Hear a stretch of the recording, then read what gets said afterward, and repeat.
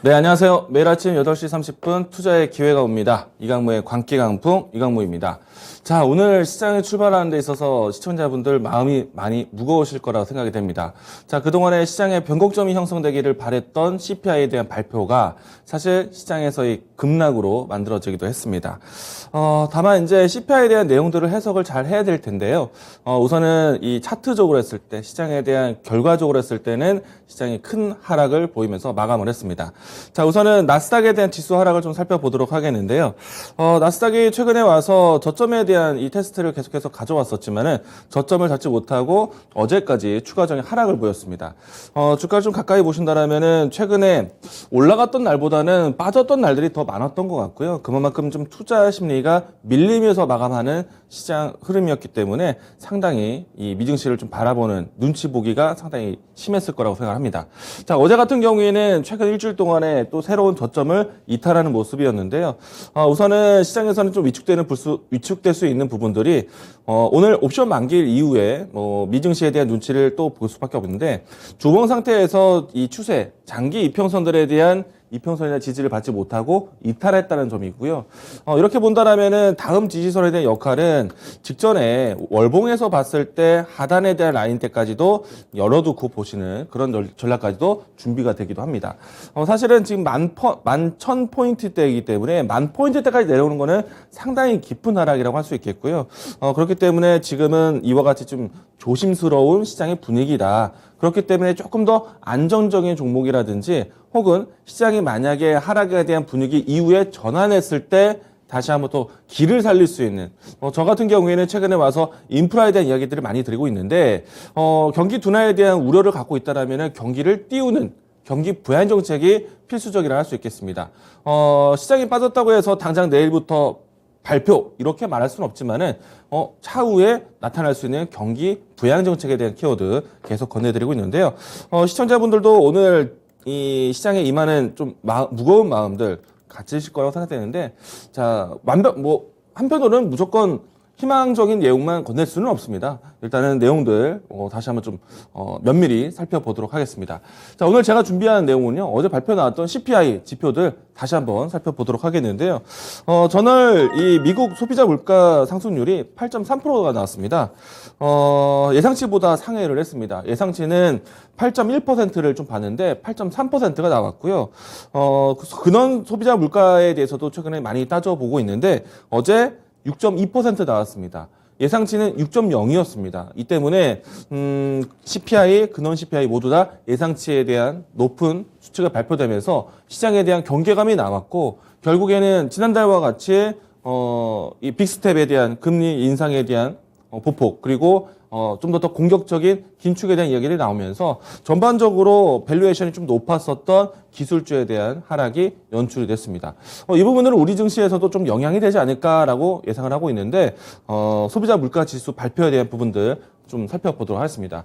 자, 우선은 이제 왼쪽과 오른쪽 CPI 또 근원 CPI에 대한 발표인데 지금 연일 이제 이 물가 회복에 대한 그러니까 경기 회복에 따라서 물가 상승률이 꾸준하게 올라왔었는데 다만 지난달에 이 수치를 봤을 때는 그래도 예상치보다는 높았지만 전월 대비해서는 그래도 시장에 대한 피크 그러니까 정점을 확인할 수 있지 않았을까라고 예상은 하고 있습니다.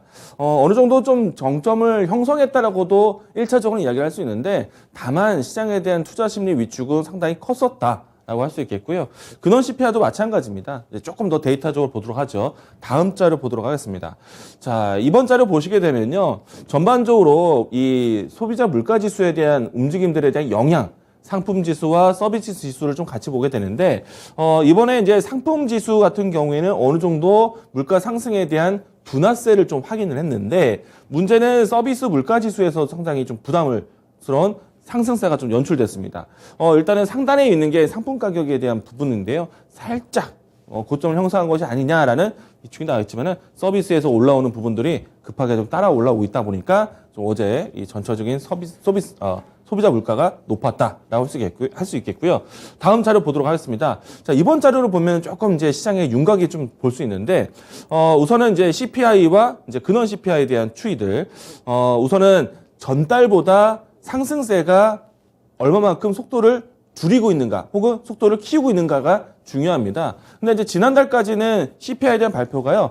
지난달에도 높았는데 이번 달에 더 높고 또 지난달에 높았는데 이번 달이 더 높고 이와 같이 상승에 대한 곡선이 상당히 가팔랐습니다. 근데 이제 그런 이제 가파른 상승세가 조금 이제 주춤이 될 수 있는 거죠. 왜냐면은 전월대 상승세는 8.5% 나왔는데 이번에는 8.3%가 나왔습니다.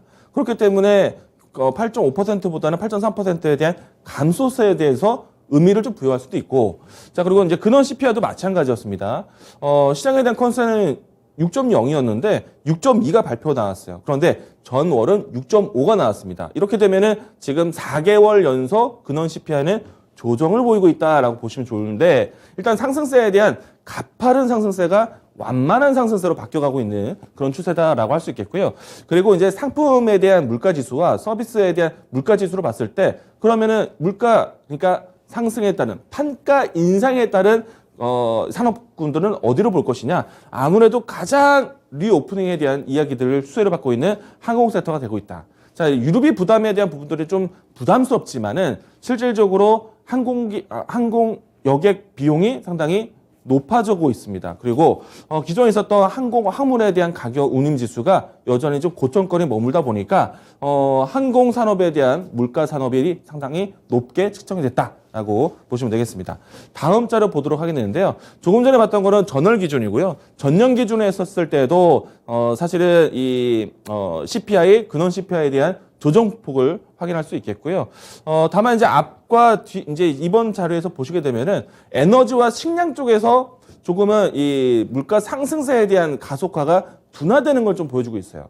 그래서 오늘 같은 경우에는 여러 가지 물가 상승에 대한 정점을 형성하는 기회는 되었지만, 다만 예상치에 대한 눈높이보다는 높았기 때문에 투자 심리에 대한 위축이 따라왔다.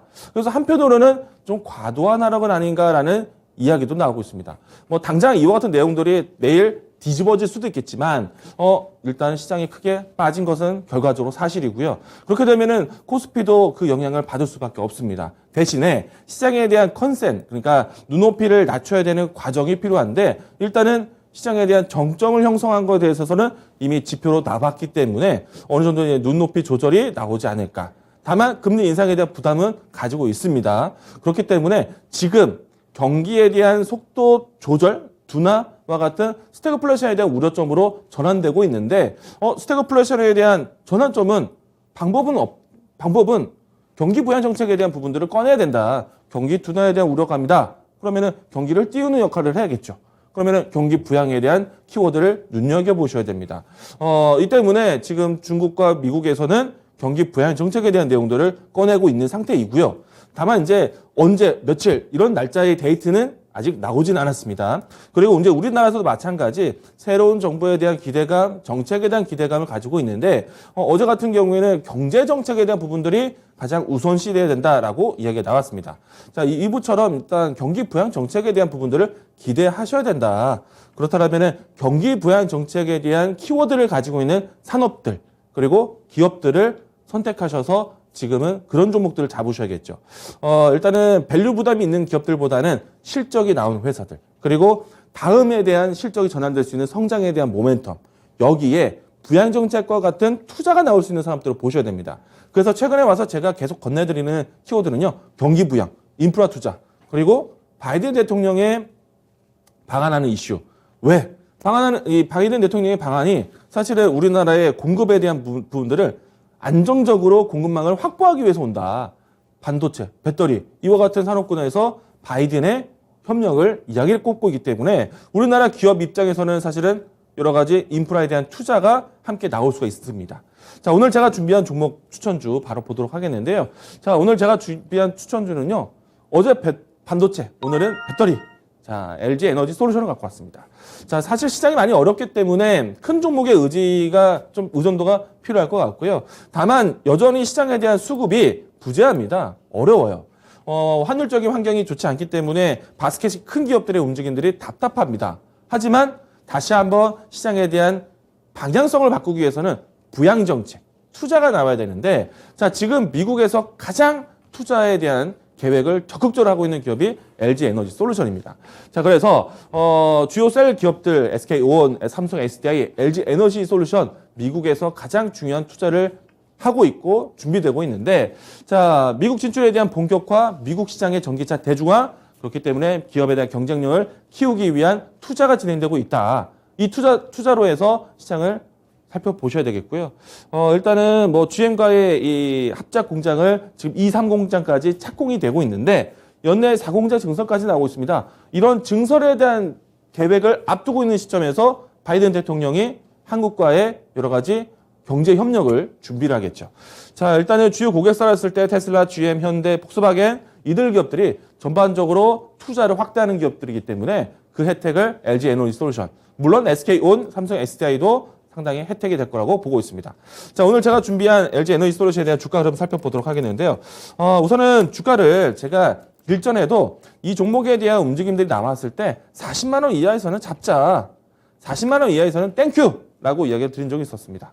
자, 일단 오늘도 마찬가지입니다. 최근에 와서 시장이 기조가 어렵다 보니 40만 원 이하로 가격 조정이 나왔는데 저는 이 구간은 매수 구간이라고 봅니다. 자, 때문에 이 종목에 대한 매수 밴드는요. 37만 원에 대한 조정, 그리고 40만 원 이하에서의 밴드에서는 충분히 매수 관점으로 접근하자. 그리고 올라온다라면요. 신고가 위치까지는 단번에 어렵겠죠. 그래서 1차적인 고점 48만 원 라인대 1차적인 목표가를 보도록 하겠고요. 손절 라인 때는 33만 원 제시하도록 하겠습니다. 자, 일단은 시장이 좀 많이 어려울 것으로 예상을 하고 있습니다. 다만 이야기 드린 것처럼 시장에 대한 이 CPI 발표에 대한 수치가 전년보다 괜찮았지만은 시장에 대한 눈높이보다는 맞추지 못했습니다. 그래서 과도한 투자 심리가 나올 수 있는 과도한 투자 심리에 대한 해석이 나올 수도 있습니다. 오늘이 아닌 내일이 될 수도 있고요. 자, 이와 같이 좀 어려울 때 좋은 기업을 잡아가시기 바라겠습니다. 자, 오늘 추천주 이야기는 여기까지 진행하도록 하겠습니다.